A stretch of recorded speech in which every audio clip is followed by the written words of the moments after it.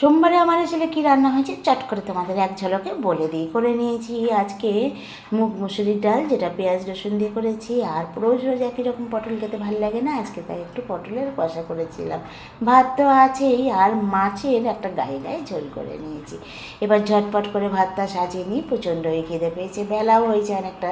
ছেলের তো পরীক্ষা ছিল, পরীক্ষা দিয়ে এসেছে, সেই জন্য মা ছেলে এবার খেতে বসবো, তাই তাড়াতাড়ি করে ভাতগুলো সাজাচ্ছি। আর এখন তো গরম তো আছেই, আর বাইরের থেকে ছেলে আসলো, সেই জন্য খাবারের পাতে যদি এখন গরম মানে এত গরমে একটু শসা পেঁয়াজ রাখা হয় তাহলে তো ভালোই হয়, শরীরটাও ভালো থাকে। সেই জন্য শসা পেঁয়াজ আর বাকি যা রান্না করেছিলাম সেগুলো দিয়ে সাজানো হয়ে গেল।